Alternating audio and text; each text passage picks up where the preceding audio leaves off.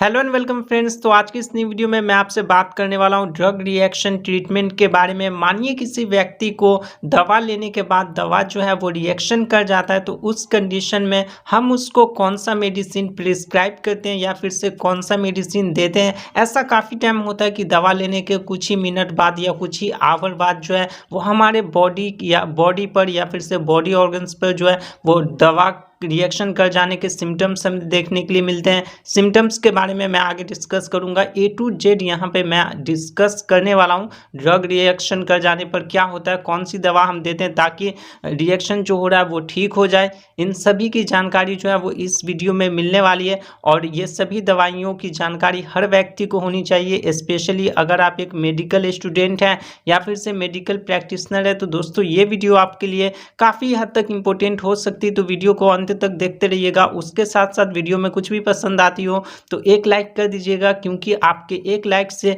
हमें काफ़ी सारा मोटिवेशन मिलता है। साथ ही साथ चैनल पे पहली बार विजिट किए हो तो चैनल को सब्सक्राइब करके बेल नोटिफिकेशन प्रेस जरूर कर लीजिएगा। तो चलिए वीडियो को स्टार्ट करते हैं। तो दोस्तों सबसे पहले हम समझते हैं यहाँ पे कॉमन सिम्टम्स के बारे में कि अगर किसी व्यक्ति को ड्रग रिएक्शन कर गया है तो क्या क्या लक्षण जो है वो हमें कॉमनली देखने के लिए मिल सकती है। तो स्किन रैश आप यहाँ पे देख सकते हैं, कुछ इस प्रकार से स्किन का रैश हो जाना, ईचिंग, खुजली होना, स्वेलिंग, सूजन आ जाना, हैप्स, उसके बाद शॉर्टनेस ऑफ ब्रीथ, सांसों का थमना, ठीक है, प्रॉपर सांस न ले पाना, सांसों का रुकना, ये यहाँ पे कॉमन सिम्टम्स जो है वो देखने के लिए मिल सकता है अगर किसी व्यक्ति को ड्रग रिएक्शन कर गया है। तो अब यहाँ पे कुछ सीवियर सिम्टम्स भी हम देख लेते हैं, मतलब कि गंभीर लक्षण जो है वो क्या क्या हमें हो सकता है अगर यहाँ पे ड्रग रिएक्शन कर जाता है। तो ब्रीदिंग ट्रबल, मतलब कि सांस लेने में आपको दिक्कत हो सकती है, नौजिया, जी मिचलाना, वोमिटिंग, उल्टी होना, डिजीनेस, चक्कर आना, वीक एंड फास्ट पल्स, यहाँ पे पल्स रेट जो होता है वो यहाँ पे वीक हो सकता है, कमज़ोर हो सकता है या फिर से काफ़ी फास्ट भी हो सकता है। उसके वजह से हमें ऑफकोर्स प्रॉब्लम काउज हो सकते हैं, ठीक है। उसके साथ साथ लो ब्लड प्रेशर, बीपी का लो हो जाना, सीजर, झटका लगना, लॉस ऑफ कॉन्शियसनेस, मतलब कि होश खो देना। तो ये सभी जो है वो आप लोगों को सीवियर सिम्टम्स जो है वो देखने के लिए मिल सकते हैं, यानी कि गंभीर लक्षण देखने के लिए मिलता है अगर दवा जो है वो रिएक्शन कर जाता है, कोई भी मेडिसिन रिएक्शन कर जाता है। तो चलिए जानते हैं किन किन मेडिसिन की वजह से हमें जो है वो ड्रग रिएक्शन देखने के लिए मिल सकती है। तो कॉमनली देखा जाने वाला रिएक्शंस जो होती है वो इन दवाइयों में होता है, जैसे कि एंटीबायोटिक, पेनिसिलिन, ठीक है, यहाँ पे देख सकते हो, पेन रिलाइवर, एस्पिरिन और आइबुप्रोफेन, ये हमारा हो गया एस्पिरिन, ये हो गया आइबुप्रोफेन। उसके बाद कैंसर ड्रग्स और ऑटो इम्यून ड्रग्स। तो ये सभी ड्रग्स के जो है ना वो ज़्यादातर टाइम हमें साइड इफ़ेक्ट देखने के लिए मिलते रहते हैं, जो कि यहाँ पे ड्रग रिएक्शन कर जाता है तो उसके वजह से हमारे बॉडी पर काफ़ी सारे सिम्टम्स देखने के लिए मिल सकते हैं, जो कि मैंने आपको अभी एग्जाम्पल में बता ही दिया है। तो किन किन दवाइयों का रिएक्शन जो है वो हमें देखने के लिए मिल सकता है, तो antibiotic, pain reliever medicine, cancer drug और ऑटो इम्यून ड्रग्स, तो इन सभी में जो है वो ज़्यादातर साइड इफ़ेक्ट देखने के लिए मिलता है। नेक्स्ट हम जानते हैं कि किन कारण की वजह से जो है वो हमारे को दवा रिएक्शन कर जाता है या फिर से दवा रिएक्शन कैसे होता है, ठीक है। तो अगर हम कोई दवा खाते हैं तो हमारा इम्यून सिस्टम वह सबसे पहले डिटेक्ट करता है कि जो दवा हम खाए हैं वह उसके शरीर के लिए हार्मफुल तो नहीं है। यदि हमारा इम्यून सिस्टम डिटेक्ट कर लेता है या फाइंड कर लेता है कि वह दवा हार्मफुल है, तो उस कंडीशन में वह एंटीबॉडी के अगेंस्ट बनने लगता है, ठीक है। मतलब कि अगर हमारा इम्यून सिस्टम फाइंड कर लेता है, पता कर लेता है कि जो दवा हम खा रहे हैं वो हार्मफुल है, तो उस कंडीशन में क्या होता है, वो एंटीबॉडी के अगेंस्ट बनने लगता है और इसी तरह से हमारा दवा जो है या मेडिसिन जो है वो रिएक्शन कर जाता है। अब चलिए हमने तो जान लिया कि क्या क्या कारण यहाँ पे हो सकते हैं और दवा रिएक्शन कैसे करता है, कौन सी दवा में जो है वो ज़्यादातर साइड इफ़ेक्ट हमें देखने के लिए मिल सकती है और कॉमन सिम्टम्स जो है वो क्या क्या देखने के लिए मिल सकता है। उसके साथ साथ सीवियर सिम्टम्स, गंभीर लक्षण जो है वो दवा साइड इफ़ेक्ट करने पर क्या क्या देखने के लिए मिल सकती है। अब दोस्तों बात आती है कि अगर हमारे को साइड इफ़ेक्ट हो गया है, ठीक है, या दवा रिएक्शन कर गया है, तो उस कंडीशन में हम कौन कौन सी मेडिसिन एंड इंजेक्शंस का उपयोग करते हैं। तो सबसे पहली मेडिसिन जो हमारी आती है वो दोस्तों एविल प्लस डेक्सामेथासोन इंजेक्शन आता है। इन दोनों का कॉम्बिनेशन यहाँ पे लगाई जाती है। इसका उपयोग किन चीज़ों में किया जाता है? तो एलर्जी सिम्टम्स, ईचिंग, रैशेस, ठीक है। तो जब हमारा दवा रिएक्शन कर जाता है तो ये सभी सिम्टम्स हमें देखने के लिए मिलते हैं। तो उस कंडीशन में डेक्सामेथासोन और एविल इंजेक्शन का कॉम्बिनेशन जो है वो दिया जाता है और इसका यूज़ ओनली आईवी में करते हैं। आईवी का मतलब क्या होता है? तो आईवी का मतलब हो गया इंट्रावेंस, ठीक है।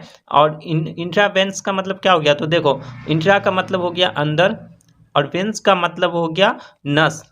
समझ रहे हैं ना आप?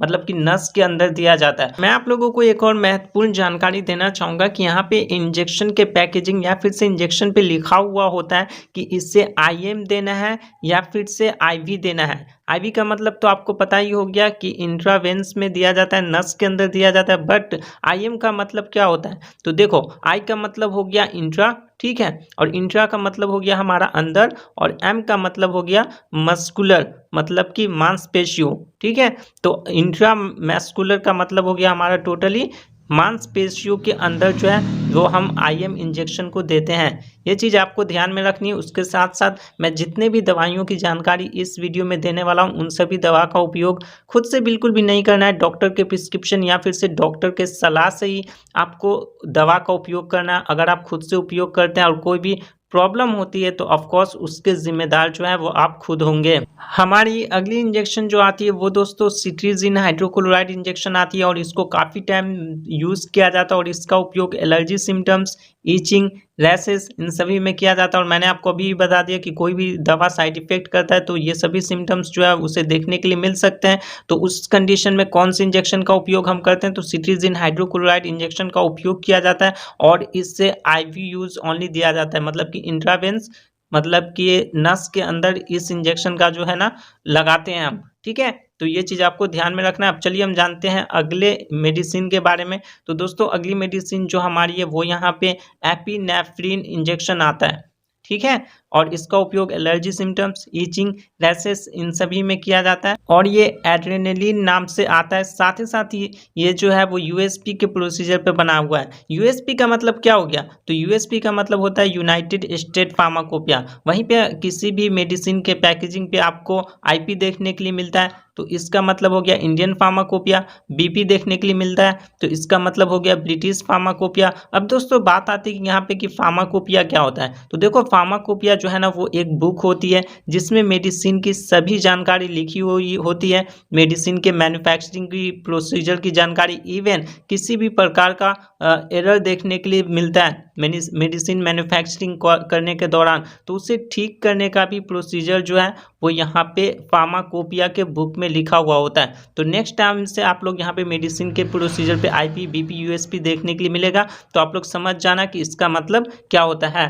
नेक्स्ट इंजेक्शन हमारा प्रोमेथाजिन इंजेक्शन आता है। ये भी काफ़ी पॉपुलर इंजेक्शन है। बेसिकली इसका उपयोग जो है वो एलर्जी, ईचिंग, रैशेस इन सभी में किया जाता है। और मैं यहाँ पे थोड़ा सा आपको जूम करके दिखा दूँ तो दोस्तों ये जो है वो आईपी के प्रोसीजर पे बना हुआ है, यानी कि इंडियन फार्माकोपिया के बुक के प्रोसीजर पे ये इंजेक्शन जो है ना वो बना हुआ है। चलिए जानते हैं हम अगली मेडिसिन के बारे में। तो दोस्तों यहाँ पे किसी भी व्यक्ति को ड्रग रिएक्शन के कॉमन सिम्टम्स देखने के लिए मिलते हैं ना, तो उसमें जो है वो सिट्रीजिन हाइड्रोक्लोराइड का उपयोग किया जाता है और ये आईपी के प्रोसीजर पे बना हुआ है, यानी कि इंडियन फार्माकोपिया के प्रोसीजर पे बना हुआ है।